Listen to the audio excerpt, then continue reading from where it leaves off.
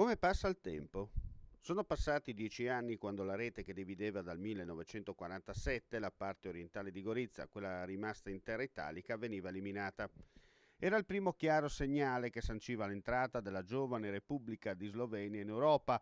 Non, scusate il gioco di parole, un semplice segnale, ma un messaggio chiaro tra il passato jugoslavo filo-sovietico prima e occidentale dopo, che mandava in pensione il socialismo cancellando l'ultimo tassello della cortina di ferro.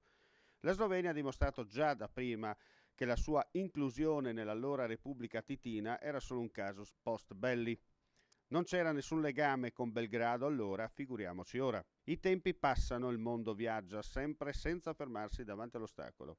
Oggi si parla di Europa, si dialoga per Gorizia città d'Europa. Esiste il GECT, Gruppo Europeo di Cooperazione Territoriale, creato ad hoc che vede riuniti Gorizia, Nova Gorica e Szentpéter-Vertojba.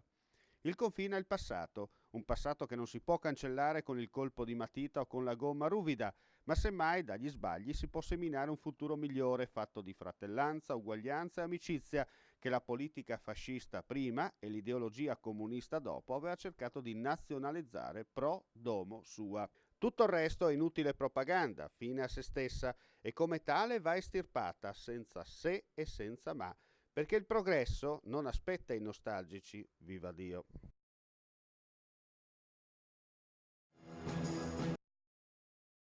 Non sempre le parole vengono ben interpretate. Qualche volta, forse in non buona fede, secondo il nostro io quotidiano dello Scoop, si cerca di strumentalizzare anche dove non si deve. Il sindaco di Gorizia, Ettore Romoli, conferma al nostro microfono l'importanza dell'unione e cooperazione tra Gorizia e la Slovenia. Le sue parole raccolte dal collega Eddie Pertoldi. I sloveni non sono più ospiti. Non sono ospiti, partecipano a pieno titolo e credo lo facciano con un certo entusiasmo e questo mi fa enorme piacere. Dottor Romoli, un po' in contrasto con quanto stavamo dicendo ora, lei ha dichiarato che la UE non favorisce l'economia goriziana a scapito della concorrenza slovena. È tutto un altro discorso.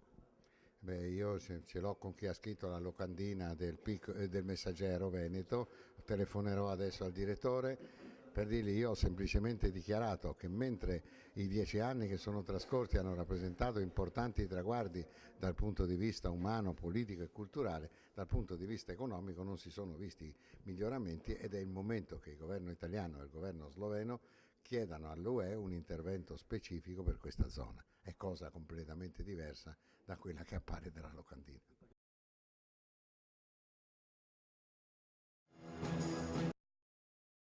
Che botta!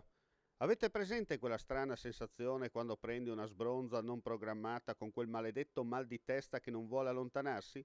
Di certo, tifosi e semplici simpatizzanti hanno provato la stessa cosa ieri sera al termine della sciagurata gara di ritorno della semifinale di Coppa Italia contro la Fiorentina.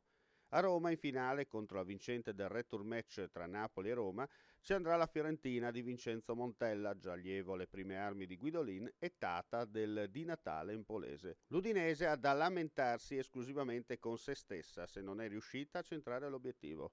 La sfortuna, il palo e il presunto rigore negato vanno in soffitta e come tali verranno cancellati dalle intemperie del tempo. Almeno 10 occasioni da rete create, nessuna concretizzata contro le tre viola, di cui due infilate in fondo al sacco. I numeri parlano chiaro, il calcio non è mai stata e non lo sarà una scienza esatta. Non conta giocare bene, mettere in difficoltà l'avversario con ripartenze e pressing tanto cara ad Arrigo Sacchi, come diceva il buon Paron Nereo Rocco, scopo del zogo, ostaria, se de mettere il ballon dentro la porta. Punto e a capo.